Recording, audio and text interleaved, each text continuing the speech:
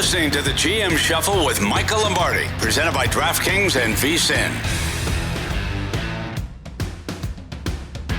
Welcome into a new episode of the GM Shuffle. I'm Grace Remington with Michael Lombardi. So many headlines in the NFL to get to this week, but none bigger than the Jets getting rid of Robert Saleh after a 20-36 record since he took over the team in 2021. You have been quite vocal about your opinion of Saleh and the way he runs this team. What was your reaction when you first heard the news Tuesday?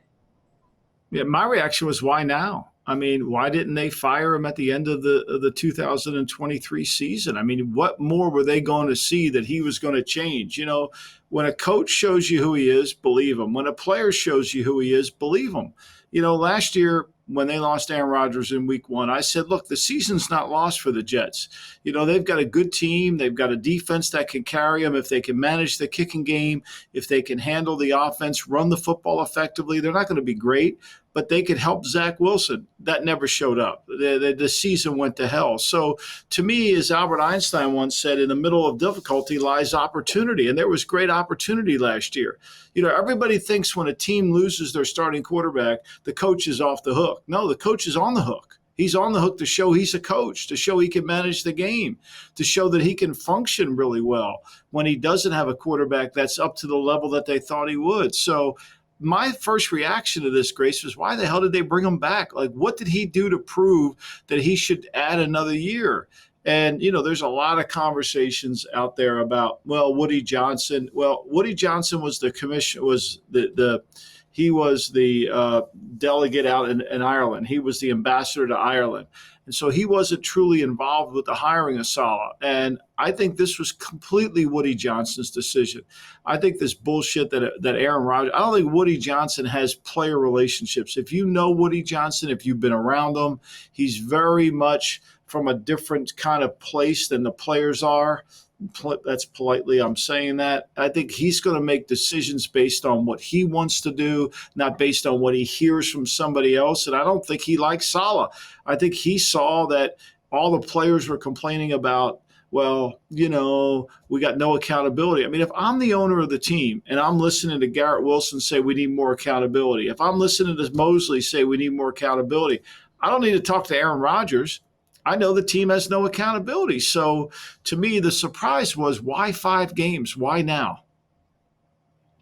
The part of Woody Johnson's statement that stood out to me is when he started talking about Jeff Ulbrich. He said he is a tough coach who has the respect of the coaches and players on this team. I believe he, along with the coaches on the staff, can get the most out of our talented team.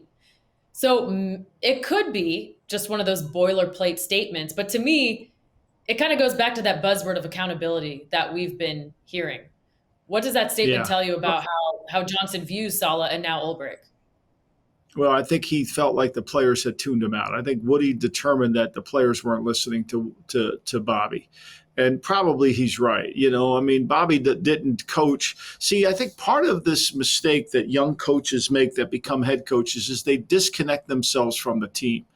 They don't keep in touch with the team. So, you know, he let Ulbrich call the offense. He let Nathaniel Hackett call the defense. He didn't really get involved with special teams. He kind of oversaw everything, but he really didn't manage the game.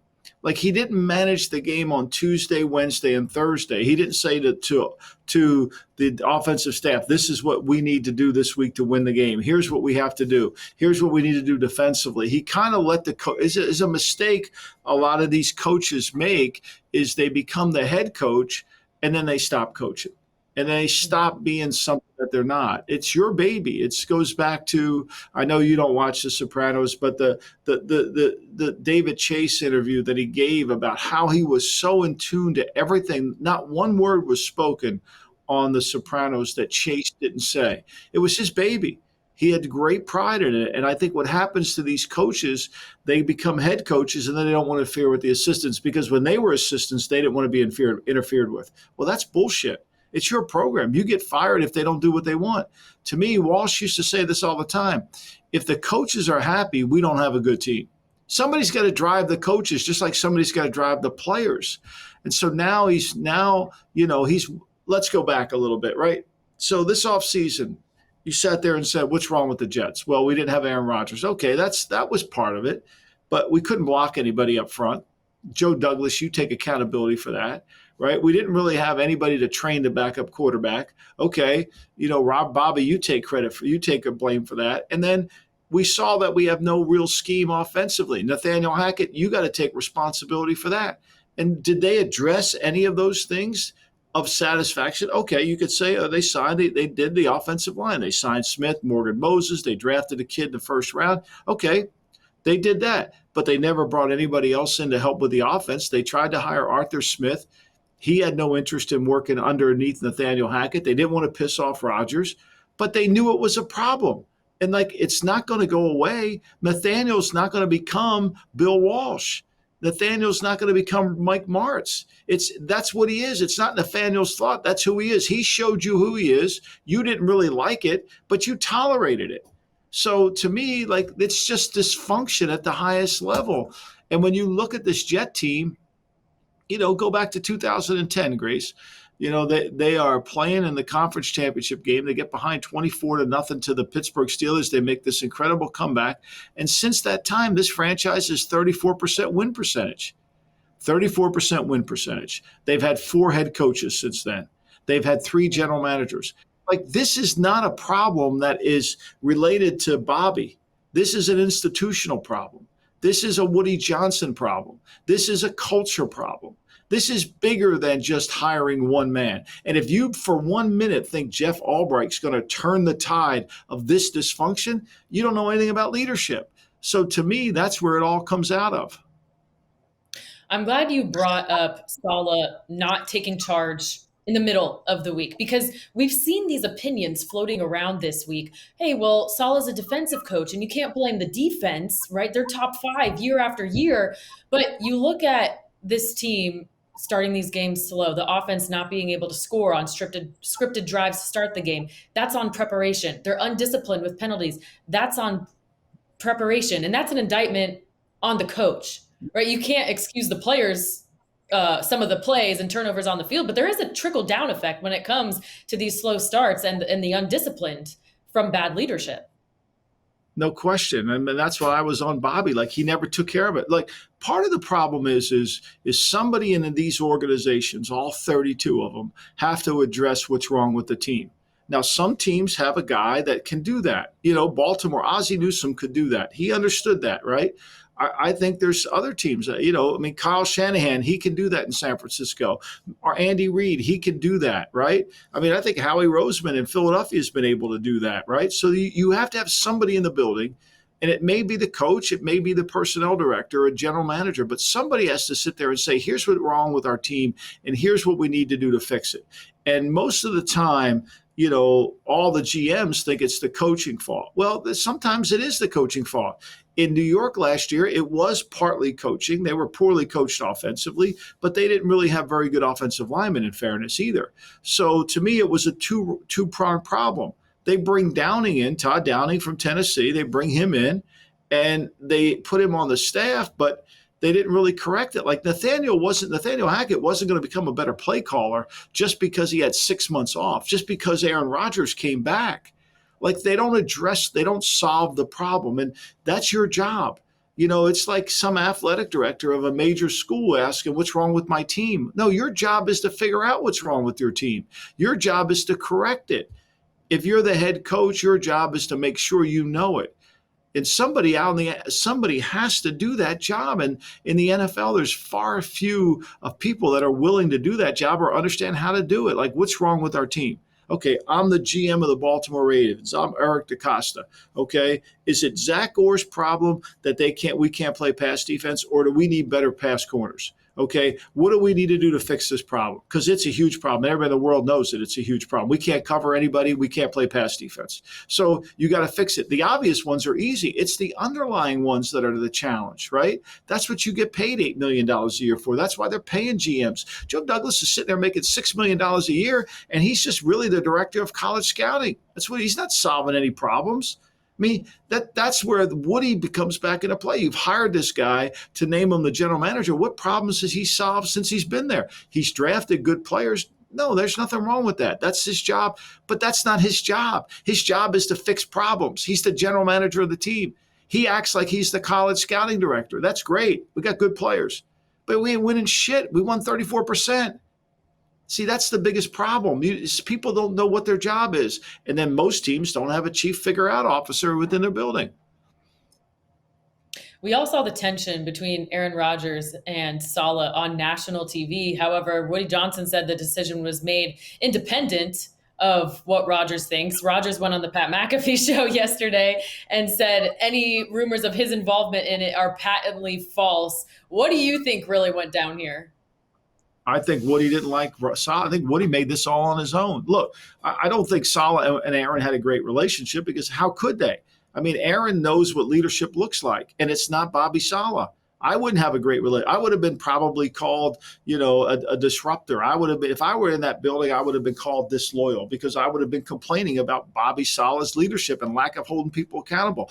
That would have made me appear disloyal, which really should have made me appear loyal, because I was telling the truth, whereas everybody in the building's lying. Rodgers couldn't really respect Saleh because he saw him coach, he saw him operate, he saw him lead. He doesn't have any time for that shit. But to make him appear that he's the guy that got him fired, people don't understand Woody Johnson. This franchise is a 34% win percentage, right? There's only one man who's been in charge of it that time. That's the reason. And he runs the team. The reason Hassan Riddick is in there isn't because they can't get him there. It's because Woody's saying to Joe Douglas, I'm not giving you any more money for him. That's it. So whenever you have to go to the owner to get money, you're really not the GM. But your job is to fix problems somehow, some way. Jeff Ulbrich did announce today, as we sit here on a Thursday, to record that passing game coordinator and quarterbacks coach Todd Downing is the new play caller. Ulbrich will remain the play caller on the defense. We're up against the clock now, Michael, so I'll get your thoughts on that change on the other side. But Jets, not the only team going through some changes. Patriots and Raiders turning to new quarterbacks. We're getting into all that news and more right here on the GM Shuffle.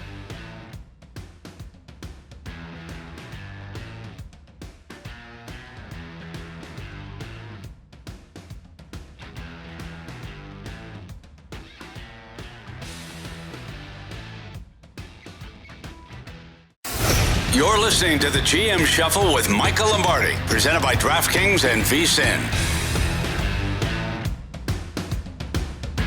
Welcome back into the GM Shuffle, where we continue our discussion about the Jets' current situation, going through a head coaching change. Jeff Ulbrich did announce Thursday morning that passing game coordinator and quarterbacks coach Todd Downing will be the new play caller on offense. Michael, how do you expect the Jets' offense to change? It's not going to change. I mean, it's comical. It's really comical. First of all, every quarterback in the NFL goes over the play sheet. Every offensive coordinator, from Tom Brady and Josh McDaniels' relationship to Brett Favre and everybody else, they sit down with the quarterback and go over what they like, what they don't like. Right? The sequence of the plays, how the plays are called will be different, but there's no change in the plays or what the quarterback likes to call and what he likes to run. The other thing is the game is never really controlled at the ultimate level at the quarterback, at the sideline level. This is it's not like in 1960 where, Bart Starr called all the plays and ran the offense, or Johnny Unitas called the 2-minute drill in the greatest game of earth. It's not that way. What it is okay, fella, we're gonna let's go. Let's flip into this formation. Alert this. Check to this. Okay, boom. Now the quarterback at the line of scrimmage has a lot to do. He has a lot to do. He has a lot of ability to get to something good, something different, something the same. And so we don't really know how much Aaron changed plays or what Aaron saw in terms of looks. What we do know is the execution was atrocious. And what we do know more than anything isn't who the call of plays are, is the execution of their lack of run game. They cannot run the football. And that goes into Tuesday, Wednesday, and Thursday. That's practice, and that's adjustments on Sunday. How do we run the football? Okay, here's what we thought they were going to play. Here's what they're playing. Here's the way we need to run the ball. Here's how we have to attack the run now. And that hasn't really happened in New York since he's been there. So, yeah, I mean, that'll be a new voice.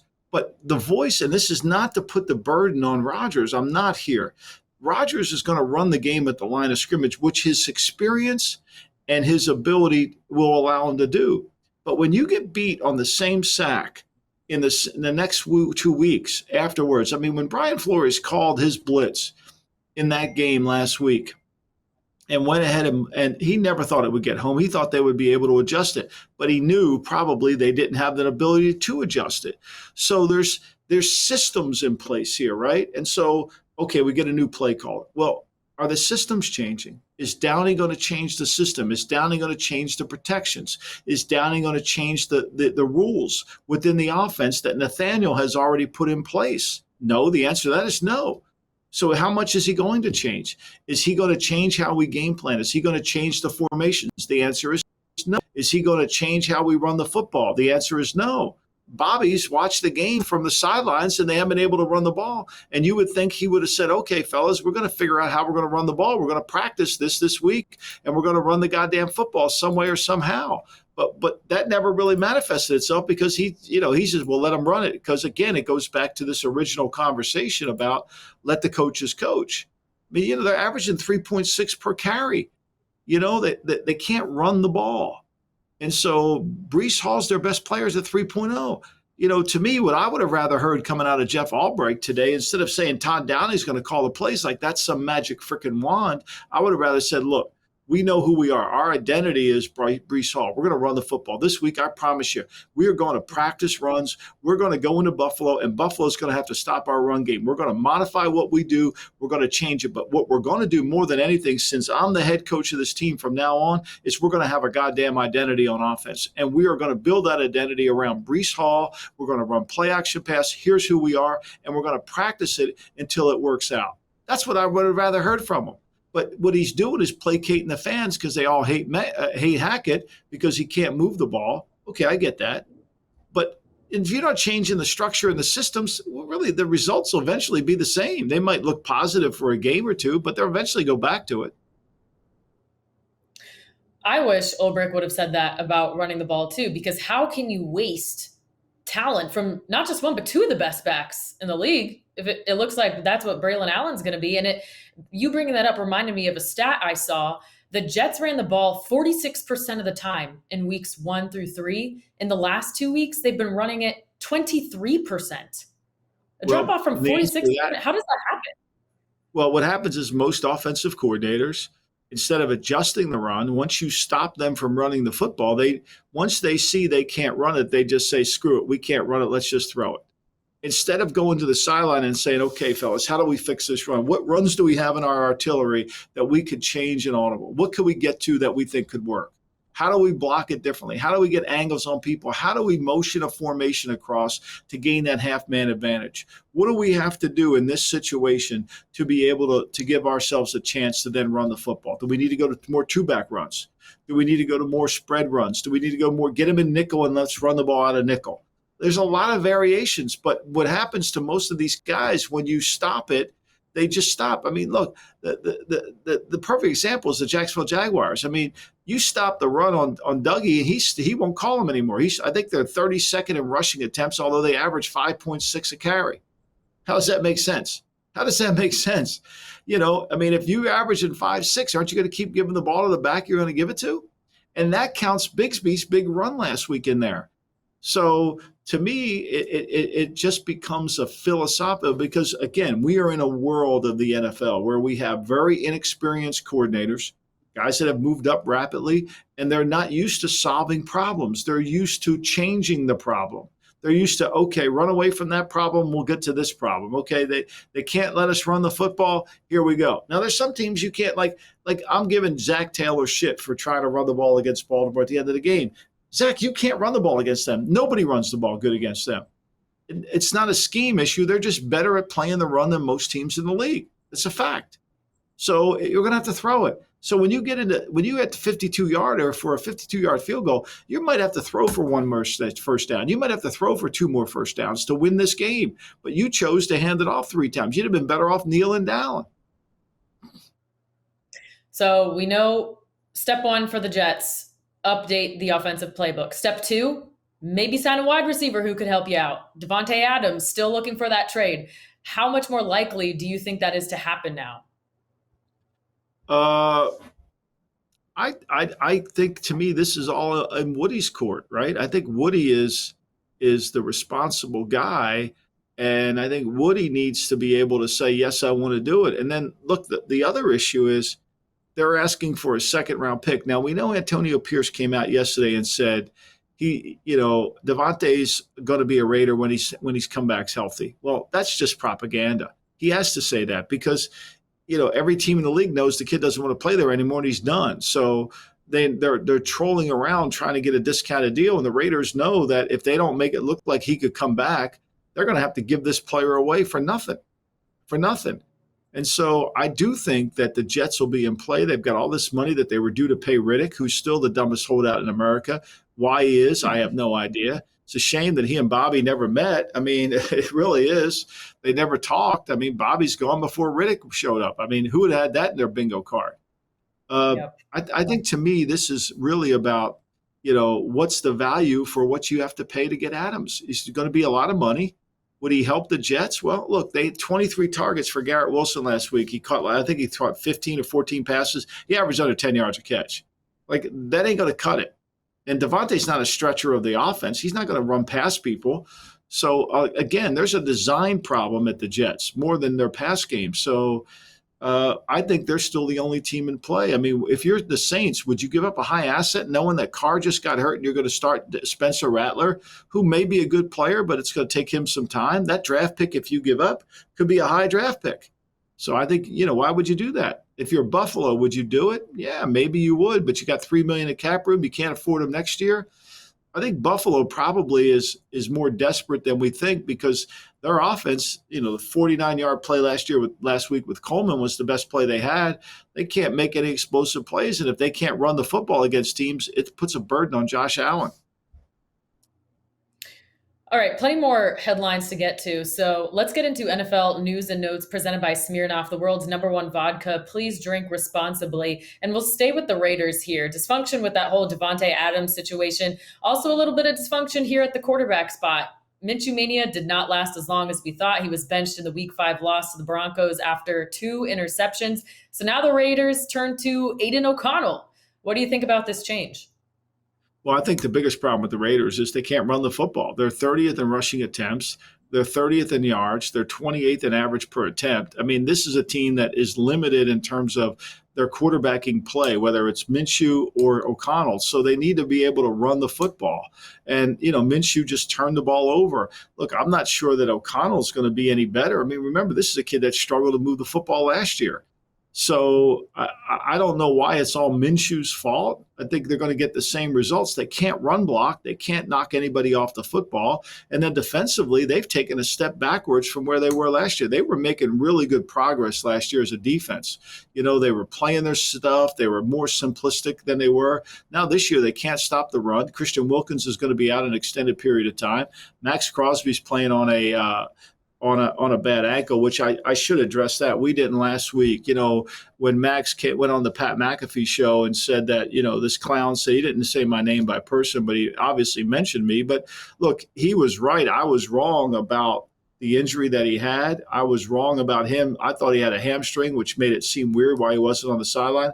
But he had a high ankle, which I get. I apologize for him to that. But I'm not wrong about the dysfunction that's going on within that building. This is a team that is going nowhere fast, and they've got some real issues. I do know that, not everybody in that building, including from the ownership down, is happy with what's going on, and they're only 2-3. Looking ahead at this game against the Steelers, O'Connell does have some starting experience, so it's not like they're throwing a rookie out there like other teams in the NFL are doing. But what is his biggest challenge against this Pittsburgh defense? Well, the challenge is, can they block Pittsburgh? Now, Nate Herbig, the rush guy, he's got a hamstring. That really hurts. I think if he played last week against Dallas, they win that game in the 4-minute drill. He's been a good player for them. So this offensive line is going to be challenged to block T.J. Watt. They're going to take T.J. out of the game. And they're going to have to take – and there's no run game to lean on. That's the problem. It's hard to run the ball in Pittsburgh. So now you're putting O'Connell. O'Connell has to throw this ball more than 30 times. They ain't winning. Yeah, he went 10 for 2, 94 yards, and an interception against the Broncos. Coming up next, we got to talk about Drake Maye getting the starting nod against the Texans of all teams. You're listening to the GM Shuffle.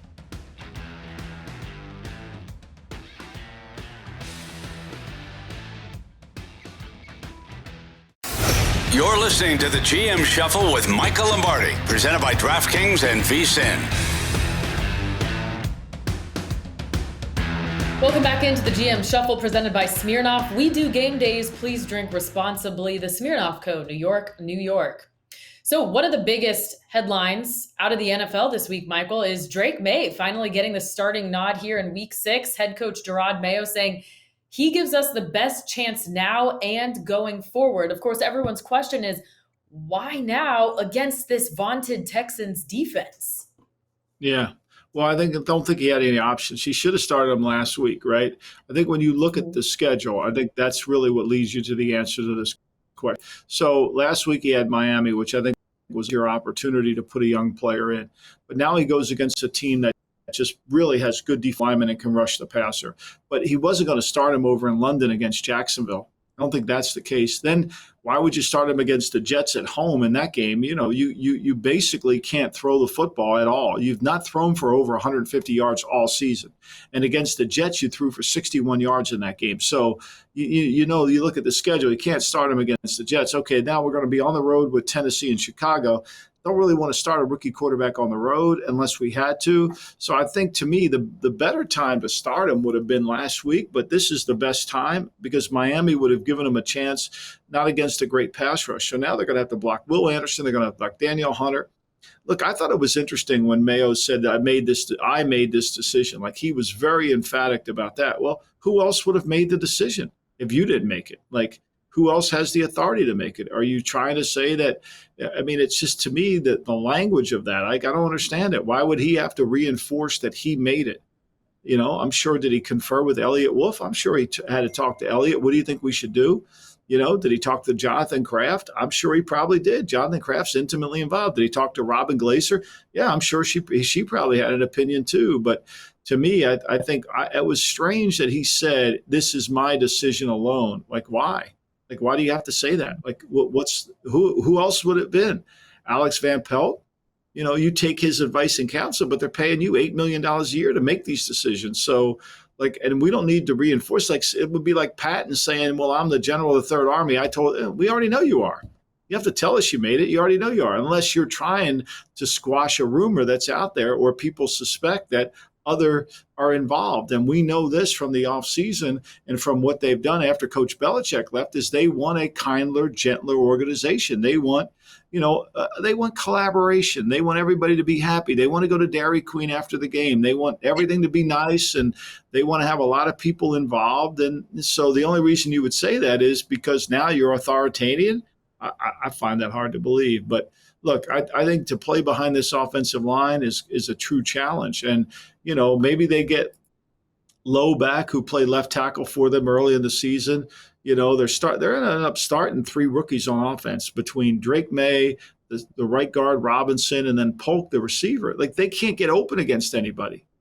Like, nobody's going to get open against Stingley. No one is. They're not going to get open against him. Like, who's going to make a play for the team? It's going to be really hard. And the only chance they have is if Houston doesn't get a lead. If Houston gets a lead in the game, and without Nico Collins, I think that's a problem for them offensively. But if they don't get a lead in the game, how do they come back? The Patriots have to run the ball. They haven't thrown, Grace, for 150 yards all season. Like, now at some point, you're going to have to put the guy and get him wet. And I know you run the risk of his eye level going way down, but I don't think you have any choice. This feels like a really tough spot because I know you want Drake Maye to get meaningful game reps, but there's a difference between live reps and surviving.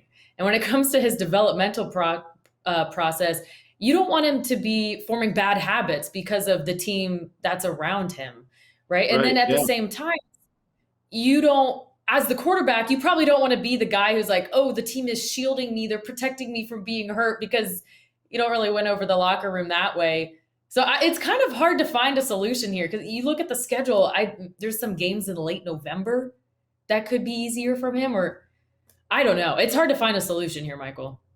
Yeah, I think it really is hard to find a solution because, when you don't have a good offensive line, your offense can't run. It's like what Jim Harbaugh said this offseason. everything is dependent on offensive linemen. Now, if you listen to the world that we live in, everything is dependent on having a number one receiver. Like, as bad as these skill positions are for New England right now, if they could pass protect, they would get open. They would have a better chance of having an effective offense. Hunter Henry would have a better year. Demario Douglas would have a better year. They could get open. With Kendrick Bourne back. I mean, he's proven that he can get open if he's healthy, but they can't block anybody. And so now Drake Maye is going to have to take off and run a lot. I think if I am D'Amico Ryans, I'm spying him on every play. I'm not going to let him take off and run. I'm going to keep him in the pocket and make him read it out. I'm not going up the field, and I'm going to take advantage of Lowe and Awanu a tackle and try to really pressure them into having a pass protect. And look, they're going to have to stay out of third and long. On third and long, they're going to end up punting the ball because there's just no way that they're going to be good enough to handle that. And so, look, they're 32nd in the red zone offense. They're 24th on third down. I mean, at least they've converted 23 third downs. Think about that. They've converted 23, and they're 24th in the league.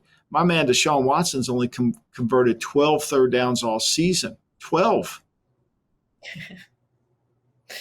Yeah, well, Drake Maye, not the only update to that game. Texans will be at a disadvantage on the offense. The league's leading receiver, Nico Collins, with a hamstring injury, has been officially placed on the injured reserve, so he'll miss at least 4 games. How does this impact Houston's offense?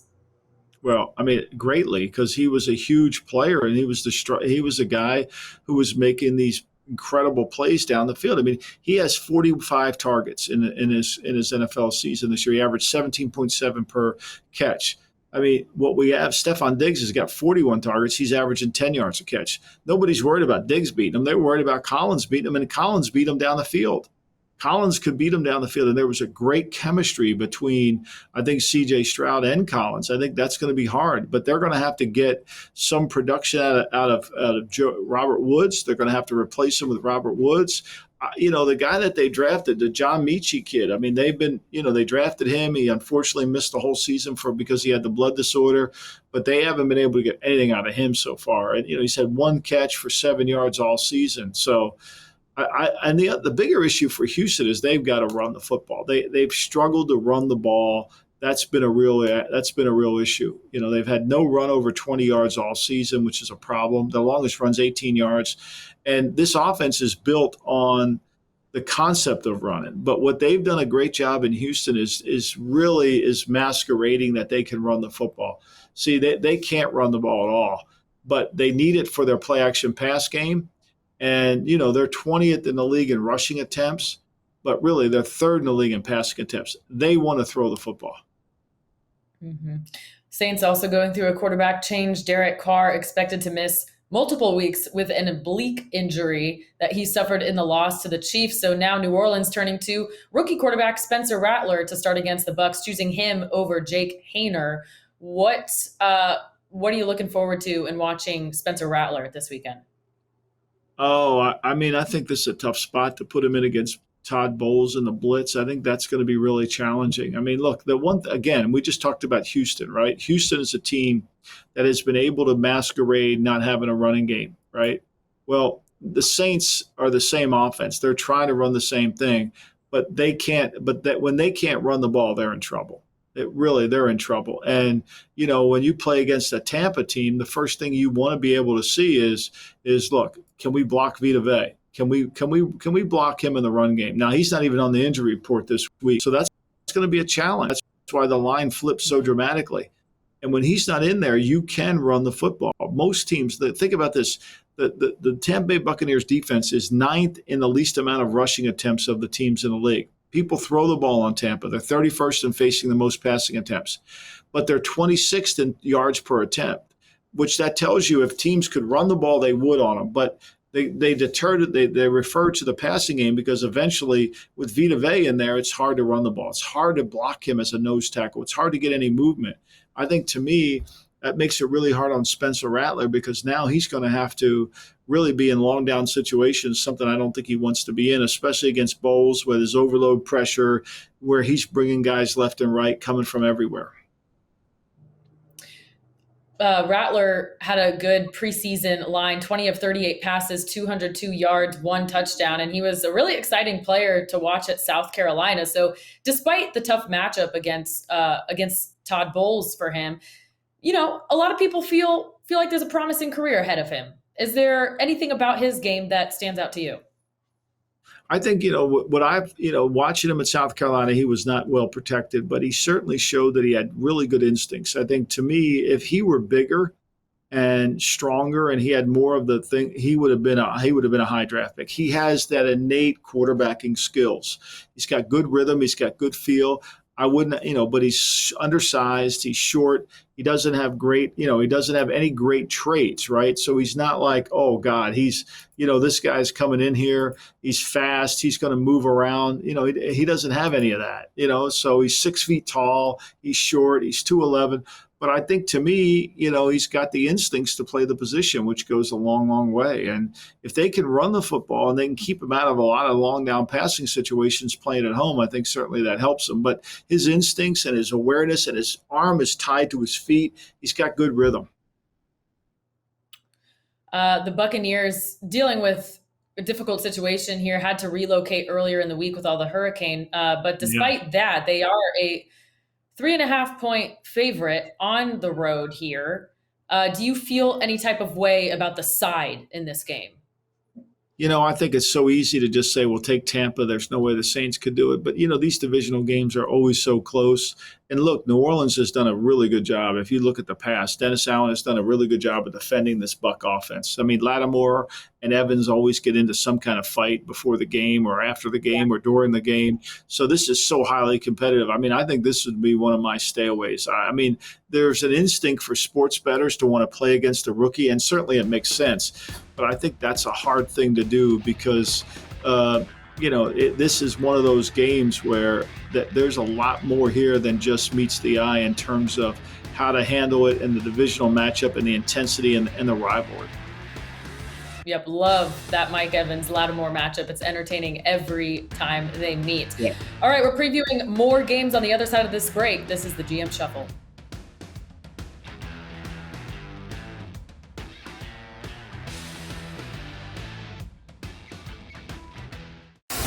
You're listening to the GM Shuffle with Michael Lombardi, presented by DraftKings and VSiN.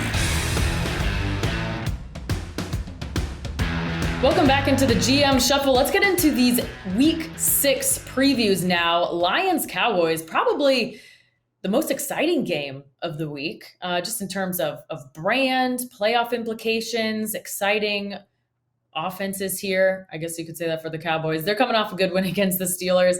Lions the favorite here, Michael. Which way do you see this game going? Well, I mean, this is a tough matchup again for Dallas. I mean, last week I thought it was a tough matchup for them too, in the sense that they were, facing a team that could run the football. But obviously, Pittsburgh's offensive line isn't quite to the level that it needs to be to really dominate the line of scrimmage. So, I mean, this Detroit line is really good. And I think Detroit found their identity before the bye week when they played Seattle and they ran the football. Goff was perfect, 18 for 18. So this is a tough matchup. I mean, Mike Zimmer's he's undermanned. I know Parsons, whether he plays or not, it's important that he plays because he's a great player. But, this is a rock'em sock'em type of game. It's a play action pass game. And I think Dallas has got to try to control the pace. I mean, last year it got into a track meet. Detroit won. Detroit lost on that really ridiculous play. Detroit was able to keep coming back. So I lean Detroit here. I really do. I think the line is bounced back and forth between 3.5 and 4. 3.5 and 3. It's going to come back and forth. And I think it's going to continue to do that. I think, to me, I lean Detroit only because I think Detroit's the better team, and I think Dallas just doesn't match up to this run game. So I think that's going to be a real issue. But I think it'll be a fun game to watch. But Detroit is just, to me, the better team. There's no question about that. And let me see here. I got the line. Yeah, it's down at 3 now, and there's juice on the 3. So it looks like it could go to 2.5 here. So it's moving in the Dallas Cowboys direction, partly because they're playing home, I think. And you can throw the ball on Detroit if you can protect, and they're playing home. They're always better at home. Commanders Ravens, another fun one. We've been seeing comparisons between Jaden Daniels and Lamar Jackson all week. And of course, those two giving all due respect to the other guy, but still maintaining, he's his own guy. I'm my own guy. It's been fun to see that back and forth, but a pretty hefty spread here. On the look ahead, it was 8.5. Ever since then, it's just been going back and forth between 6.5, 7. But what are you looking forward to most in this game?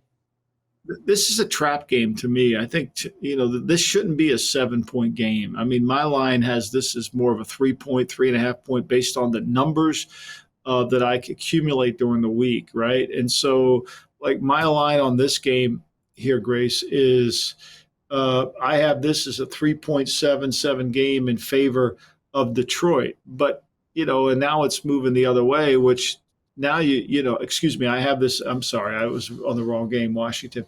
I have this as a 3.5 game and the line's 6. I mean, Washington's got some incredible numbers. I mean, you look at them offensively and you see what they've been able to do. I mean, their numbers, Washington's numbers are just out of the roof. I mean, you haven't seen anything like this in unbelievable. 63% of their drives end up in a scoring touchdown, best in the NFL. 42.5 net yards per drive, best in the NFL. 57% conversion percentage on third and fourth down, best in the NFL. I mean, how do you beat it? I mean, it's really good. And we know this, Baltimore, they can't play any pass defense. They give up 8.1 yards per pass attempt. They only average 8 yards. I mean, 8.1 per pass attempts isn't bad. It's horrendous. If you're going to be a championship level defense, you can't do that. And the fact is you can't run the ball on them. So they face their 28th in passing attempts faced, right? So teams go in there saying, we're not going to run this fucking ball. We're going to throw it. And so they're 28th in attempts faced and they're 31 in yards allowed. So not only can you throw it, you're going to be successful. And here's the real bad problem if you're a Ravens booster is, they've allowed 53 points in the fourth quarter, 53 in the fourth quarter. They've only allowed 45 in the first half. So as the game goes on, they get worse. But this is a game about ball control. Washington has been able to control the football for 32 minutes in a game. Baltimore's been able to control it 31-50. If Baltimore gets this to 34-35, that'll make it harder on Washington. But we've yet to see somebody slow down Washington other than Todd Bowles in the opener. Mm-hmm. Colts, Titans, Tennessee, a 2.5-point home favorite. Big question is this one is which quarterbacks are we going to see on both sides here? Will Levis dealing with the AC sprain to the shoulder, but he is, quote, fighting like hell to get out there. He was a full participant in Wednesday practice. And then for the Colts, Anthony Richardson, head coach, saying AR's our starter if he's healthy. What do you think, Michael? Yeah. Well, look, I mean, Will Levis is, he's going to. I mean, if Will Levis can't pass the ball against the Gus Bradley defense, I got no hope for Will Levis. I really don't. And I think to me, if they start Richardson, it'll be the same story. It'll be probably Tennessee wants them to start Richardson because they'll have the spy on him. They'll make sure they take away the deep ball. Michael Pittman's going to have to go on IR from what I'm told. And so if he goes on IR, that puts a lot of pressure on Pierce and Downs, who have played really well for Indianapolis. But I think there's no rhythm to the offense. And I understand Shane Steichen, he has to start Richardson. I mean, they've got too much of their future lined up with the kid. They're going to have to be able to do that. But he's just not ready to be a consistent thrower of the football yet. He's not a consistent player, and he's had a propensity to get hurt. So, Flacco gives them a better opportunity in the game, but I can understand why they can't have to play Flacco. You're betwixt and between. Whereas to me in Tennessee, I don't understand this loyalty to Will Levis. He's a high second-round pick. I mean, it isn't like he was the second pick overall in the draft, right? I mean, the guy has declared who he is. He makes too many mistakes. He turns the ball over. Like, I don't see why we're continuing going down there and handle them with kid gloves. Rest them. Maybe you bring them back. Maybe put Mason Rudolph in there and bring them back. It's not like you've built your franchise. Oh, wait a minute. They have built their franchise around him because they let one of the best head coaches, Mike Vrabel, go to keep because Will Levis needs to be the guy. Another divisional matchup between the Chargers and Broncos. Denver, a 3-point home dog. This feels like your kind of matchup, Michael, between old school ball coaches Jim Harbaugh and Sean Payton. Yeah, I am old school, right? Yeah, I am. I'm old school. No, I may be old school, but but it seems like old school wins. Andy Reid wins. He's old school. Jim Harbaugh won a Super Bowl last year being old school. This whole notion that you're old school, I think that's that's really about how to win football games. I don't think the schooling is, what are we doing when we go for it on fourth down in our own territory? What are we doing when we turn down points? I mean, none of this makes sense. I mean, it's a little bit like, Grace, I'll ask you this question. Since you called me old school, I'll call you Miss Analytics, right? If you're so invested in analytics like the Cleveland Browns are, then how in the hell do you keep Deshaun Watson playing quarterback for you? If you're so invested in that, your director, your president, I know you don't, but I'm just making this point about analytics. No, I'm making this point about analytics. I mean, I'm old school, right? I think Deshaun Watson stinks, right? But analytics has embraced this community. We have to go by it because Pro Football Focus says this or they say that. So, I mean, the president of the Browns, Paul DiPodesto, he is a analytically based guy. He came from baseball. Everything's analytics for him. Andrew Berry, the general manager, everything's analytics for them. So why isn't somebody in the Cleveland media asked both of those guys, or even the head coach, Kevin Stefanski, like, if you guys are so based on analytics, right, why the hell you keep playing this guy who's even, forget, the old school people think he sucks, who don't want to even engage in X, which I think that's a bad rap. I do, but that's a bad rap. But why do you keep playing him? Like, if the analytics says he stinks and you're analytically based, why are you still playing him? Oh, I know the answer to that, because you gave him all that money. To me, this is a game, not an old school game. This is a game against two defenses that are really well coached. Vance Joseph has done a really good job there. And, I think, to me, that they understand what they need to do. I think both teams want to run the football to protect the quarterback. Herbert's healthy now, but the problem is if they put Surtain on McConkey or they put Surtain on Johnson, where do the Chargers throw the football? It's hard. They don't have a lot of skill players. Their offensive line will be healthy in the game. This line that moved to 2.5, I think it's a field goal game. I think these two teams are kind of similar in similar coaches that could adjust during the game. But Bo Nix improved last week. So if you take in Denver, you're saying he's going to continue to improve. Mm-hmm. Yeah, lowest total of the week, too, at 35.5. Eagles, let's go to Browns-Eagles because they're finally getting a boost. Coming off the bye week, feeling healthy. A.J. Brown, Devontae Smith, Lane Johnson, all expected to play. Meanwhile, Cleveland spiraling. How do you see this one going? Well, I mean, this line's up to, what is this line now? Did it go up to 9.5? I mean, it opened at, it was, let me see, I have it right here, Grace. It was Philly.